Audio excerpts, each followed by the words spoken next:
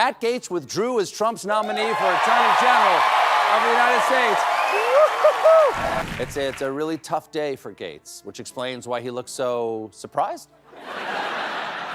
Sad.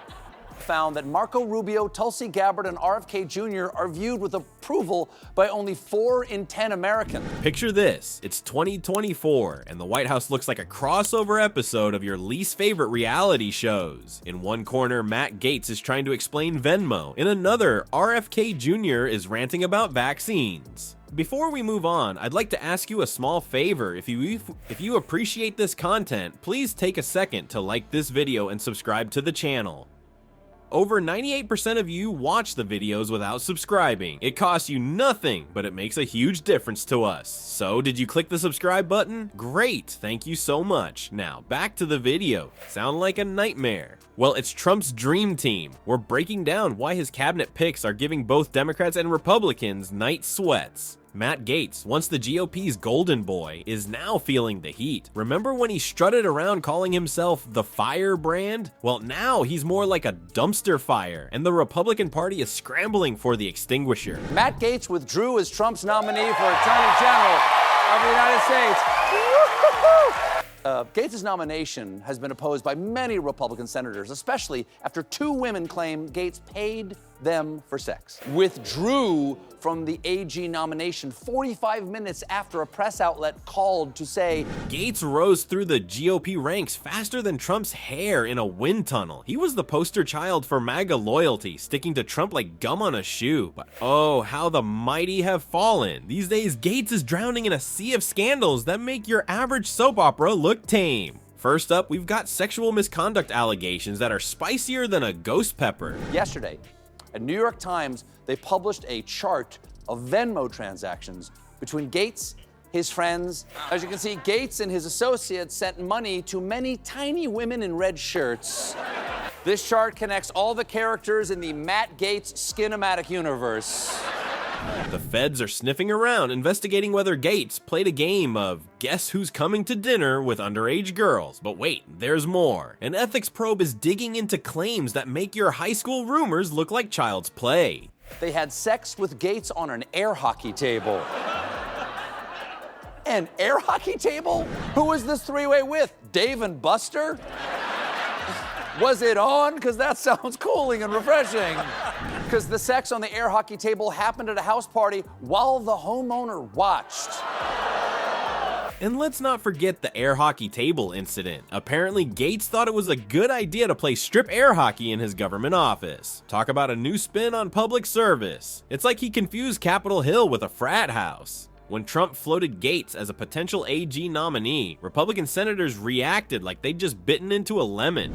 Senator John Thune said he'd have to study his record. Translation, I'd rather eat my own shoes. Even Lindsey Graham, Trump's usual cheerleader, was about as enthusiastic as a wet cat. Now, everyone's holding their breath for the House Ethics Report. It's like waiting for the season finale of Florida Man DC Edition. Will it be a nothing burger or a 5-course meal of political destruction? It's a really tough day for Gaetz, which explains why he looks so surprised.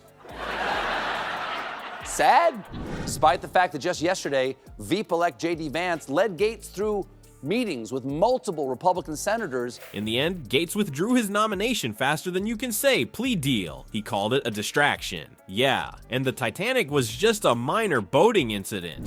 Gaetz dropped out on what? Just on like Twitter or something? He dropped out on social media, posting, while the momentum was strong, all of this attention on this sex criminal was unfairly distracting from the critical work.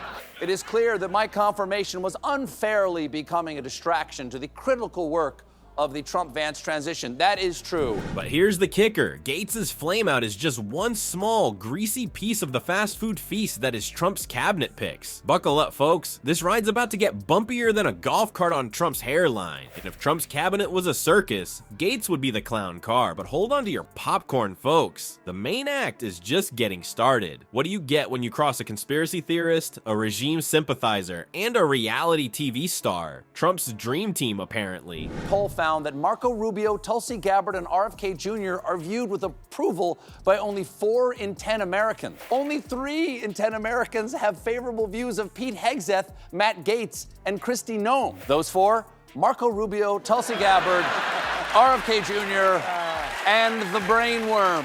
Trump's picking his cabinet like he's assembling a cast for the Apprentice White House edition. Instead of looking for boring old qualifications, he's all about loyalty. It's like he's handing out jobs based on who can sing the best MAGA karaoke. Take RFK Jr., for example. Trump wants him as Secretary of Health and Human Services because nothing says public health expert like a guy who thinks vaccines are secretly microchips, right? It's like putting a flat earther in charge of NASA. Then there's Tulsi Gabbard for Director of National Intelligence. Her main qualification: she's really good at making friends with dictators. I guess in Trump's world, that counts as foreign policy experience. But here's the kicker.